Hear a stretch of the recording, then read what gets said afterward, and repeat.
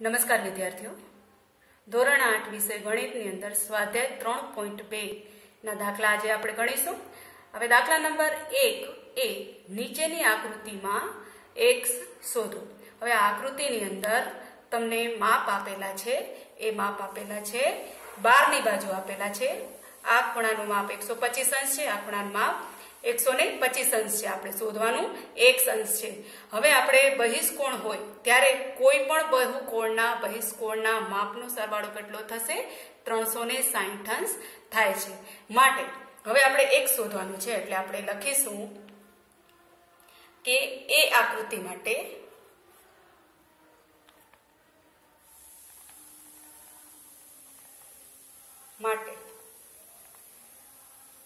બધા બહિષ્કોણના માપનો સરવાળો બરાબર કેટલા થાય? 360 અંશ થાય. હવે આપણે શોધવાનું છે x. એટલે 12 ની બાજુ આપેલા છે, એટલે બહિષ્કોણ કેવા છે? એટલે માટે x વત્તા 125 અંશ વત્તા 125 અંશ બરાબર બહિષ્કોણના બધા જ ખૂણાના માપનો સરવાળો કેટલો થાય? 360 અંશ થાય. હવે માટે ફરી પાછું આપણે x શોધવાનું છે, એટલે x વત્તા આ બંનેના સરવાળો કરતા 125 અને વત્તા 125 કરતા આપણે જવાબ મળે છે, એનો સરવાળો મળે છે 250 અંશ બરાબર બધા જ બહિષ્કોણના માપનો ખૂણાના માપનો સરવાળો કેટલો થાય? 360 અંશ થાય. હવે આ 250 ને આપણે જમણી બાજુ લઈશું. માટે x બરાબર 360 અંશ ઓછા 250 અંશ બરાબર. હવે આ 360 માંથી 250 બાદ કરતા આપણે માટે x બરાબર 110 અંશ. એટલે આપણે x બરાબર શું કેટલા આ x નું માપ કેટલું મળે છે? 110 અંશ મળે છે. એટલે આપણે અહીંયા લખશું 110 અંશ બરાબર. એટલે આ પેલી આકૃતિ માટેનો x માટેનું જે આપણે ખૂણાનું માપ મળ્યો છે એ 110 અંશ છે. એટલે આ યાદ રાખવાનું છે કે આકૃતિ માટે બધા જ એ આકૃતિ છે કે બી આકૃતિ હોય, બધા જ બહિષ્કોણના માપનો સરવાળો કેટલો થશે? 360 અંશ થાય. હવે કોઈ પણ બહુકોણ હોય એ બહિષ્કોણના માપનો સરવાળો 360 અંશ હોય, ગમે તે હોય, ત્રિકોણ હોય, ચતુષ્કોણ હોય, અષ્ટકોણ હોય, પંચકોણ હોય, દરેક બહુકોણના બહિષ્કોણના માપનો સરવાળો કેટલો થશે? 360 અંશ થશે. અને આપણે જે સ્વાધ્યાય 3.2 છે એ આ બહિષ્કોણના આધારે જ છે. હવે એ જ રીતે દાખલા નંબર 1 નો બી જોઈએ તો બી ની આકૃતિમાં માપ આ ખૂણાનું માપ 70 અંશ છે, આ ખૂણાનું માપ 60 અંશ છે, અને આપણે ખૂણો x શોધવાનો છે બરાબર. હવે તમે જો આ આકૃતિની અંદર આ ખૂણાઓ છે બરાબર, અને આ દેખાય છે, શું દેખાય છે તમને? આ એક લંબ નીચે સીધી લાઈન છે ને ઉપર ઊભી લાઈન છે, લંબ ધરાવે છે. અહીં પણ એ રીતે જ છે. એટલે આ જે કાટખૂણો બને છે, આ અને આ આકૃતિની અંદર કાટખૂણો બનાવે છે, અને તમને ખ્યાલ જ છે કે કાટખૂણો 90 અંશનો હોય. એટલે માટે હવે આપણે જે આ આકૃતિ બી આકૃતિ જોવાની છે એ આકૃતિની અંદર કે આકૃતિમાં એક બહિષ્કોણ 90 અંશ છે અને બીજો અંતઃકોણ છે બરાબર. અંતઃકોણ એટલે અંદરની બાજુ અને બહિષ્કોણ એટલે બહારની બાજુ. એટલે આપણે અહીં બહારની બાજુ બહિષ્કોણ છે એ 90 અંશ લખશું, અને આ કાટખૂણો અંદર છે એટલે અંતઃકોણ 90 અંશ બરાબર. એટલે એક આપણે 90 અંશ મળે છે એ બહિષ્કોણ છે, અને બીજો અંતઃકોણ મળે છે એ પણ 90 અંશનો મળે છે. હવે આપણે આગળ x શોધવાનો છે. માટે આપણે આકૃતિ બી પ્રમાણે આ આકૃતિના બહિષ્કોણના માપનો સરવાળો કેટલો થશે? 360 અંશ થશે. આ આકૃતિના બધા બહિષ્કોણના માપનો સરવાળો બરાબર 360 અંશ થશે બરાબર. હવે આપણે શોધવાનું છે x માટે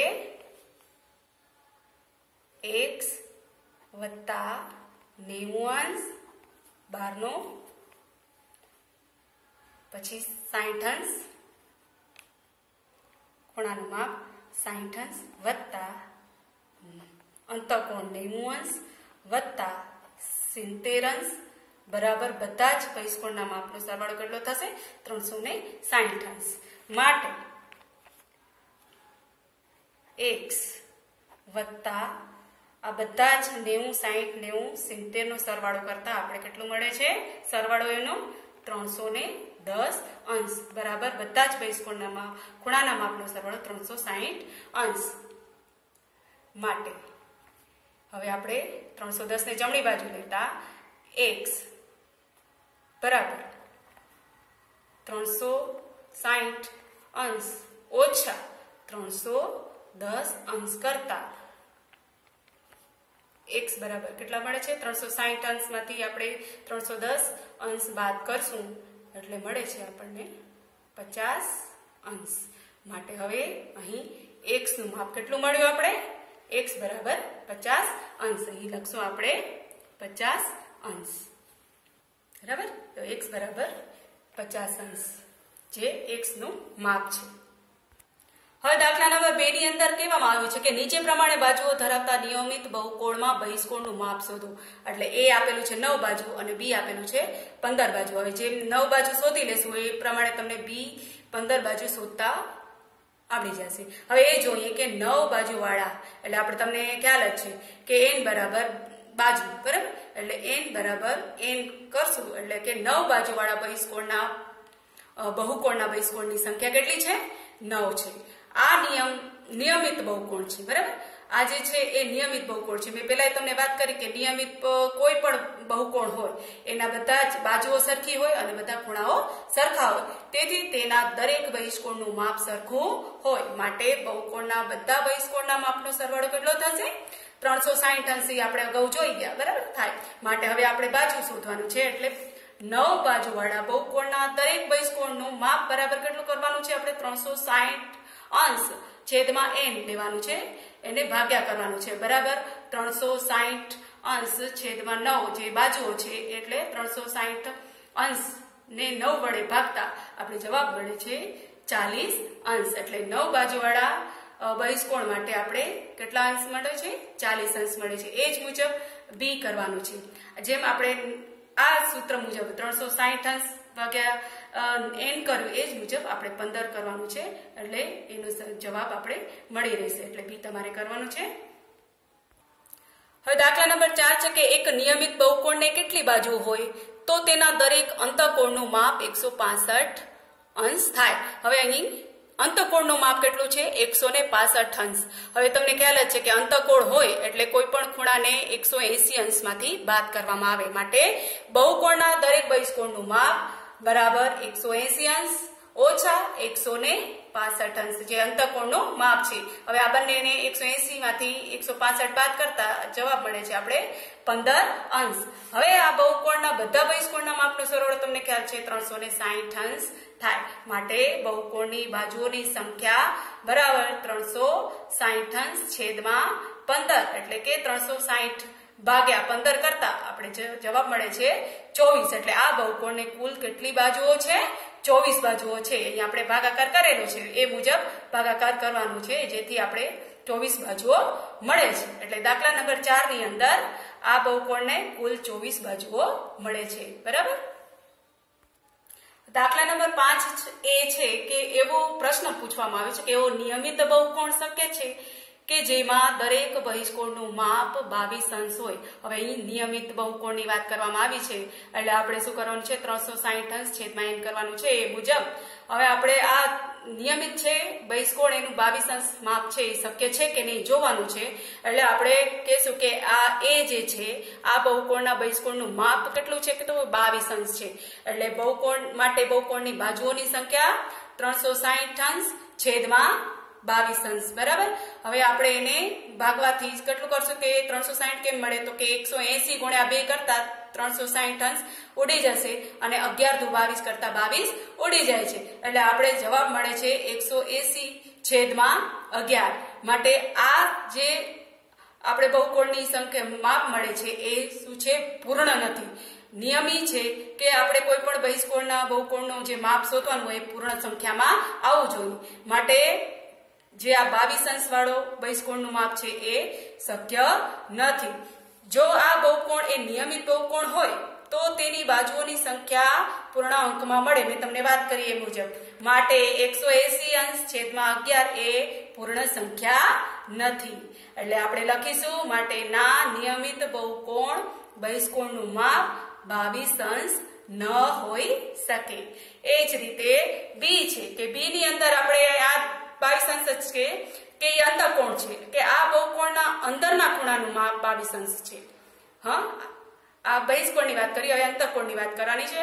માટે બહુકોણના બહિષ્કોણનું માપ બરાબર તમને ખ્યાલ જ છે, અંતઃકોણ હોય એટલે આપણે 180 અંશમાંથી 22 અંશ બાદ કરીશું. માટે આપણે મળે છે 158 અંશ. હવે માટે બહુકોણની બાજુઓની સંખ્યાને આપણે ઉપર મુજબ જ કરવાનું છે કે 360 અંશ છેદમાં 158 અંશ. હવે 180 ગુણ્યા 2 કરતા 360 અંશ ઉડી જાય છે અને 79 ગુણ્યા 2 કરતા 158 અંશ ઉડી જાય છે. માટે એનો જ આપણે ખૂણાનું માપ મળે છે, જવાબ મળે છે કે 180 છેદમાં 79. માટે આ પણ પૂર્ણ માપ નથી, પૂર્ણ સંખ્યા નથી. એટલે ના નિયમિત બહુકોણના અંતઃકોણનું માપ પણ 22 અંશ ન હોઈ શકે. બરાબર, બહિષ્કોણનું માપ પણ 22 અંશ ન હોઈ શકે અને અંતઃકોણનું માપ પણ 22 અંશ ન હોઈ શકે. દાખલા નંબર 6 ની અંદર એ છે કે નિયમિત બહુકોણના અંતઃકોણનું ઓછામાં ઓછું માપ કેટલું હોઈ શકે અને કેમ. તો જોઈએ કે એ છે કે નિયમિત બહુકોણની બાજુઓની સંખ્યા ઓછામાં ઓછી કેટલી હોય? તો કે 3 હોય. માટે 3 બાજુઓ વાળો નિયમિત બહુકોણ એ સમબાજુ ત્રિકોણ બનશે. 3 બાજુઓ છે એટલે શું બને? સમબાજુ ત્રિકોણ. હવે સમબાજુ એટલે કોઈ પણ સમબાજુ ત્રિકોણ હોય કે ચતુષ્કોણ હોય તો સમબાજુઓની અંદર બાજુઓ સમાન હોય અને ખૂણાઓના માપ પણ સમાન હોય. એટલે સમાન સમબાજુ ત્રિકોણ છે એના દરેક ખૂણાનું માપ કેટલું છે? 60 અંશ છે. એટલે માટે નિયમિત બહુકોણના પ્રત્યેક અંતઃકોણનું માપ ઓછામાં ઓછું 60 અંશ હોઈ શકે. હવે એ જ આધારે બીજો બી પ્રશ્ન છે કે દાખલા નંબર 6 નો બી છે કે નિયમિત બહુકોણમાં બહિષ્કોણનું માપ વધુમાં વધુ માપ કેટલું હોઈ શકે? ઉપર હતું એમાં ઓછામાં ઓછું કેટલું હોઈ શકે અને હવે શોધવાનું છે બી ની અંદર વધુમાં વધુ બહિષ્કોણનું માપ કેટલું હોઈ શકે. હવે આપણે જોઈએ તો કે બી નિયમિત બહુકોણના પ્રત્યેક અંતઃકોણનું માપ વત્તા તેના બહિષ્કોણનું માપ બરાબર 180 અંશ. હવે આપણે નિયમિત બહુકોણના પ્રત્યેક અંતઃકોણનું ઓછામાં ઓછું માપ 60 અંશ શોધ્યું. બરાબર, હવે અંતઃકોણના માપ શોધવાનું છે એટલે વધુમાં વધુ માપ શોધવાનું છે. માટે હવે બહુકોણના બહિષ્કોણનું માપ વધુમાં વધુ કેટલું? 180 અંશ ઓછા 60 અંશ બાદ કરતા આપણે મળે છે બરાબર 120 અંશ. બરાબર, એટલે ઓછામાં ઓછું માપ છે એમાં 60 અંશ મળે છે અને વધુમાં વધુ બી ની અંદર 120 અંશ મળે છે. તો વિદ્યાર્થી મિત્રો આપણો અહીં સ્વાધ્યાય 3.2 છે એ પૂર્ણ થાય છે.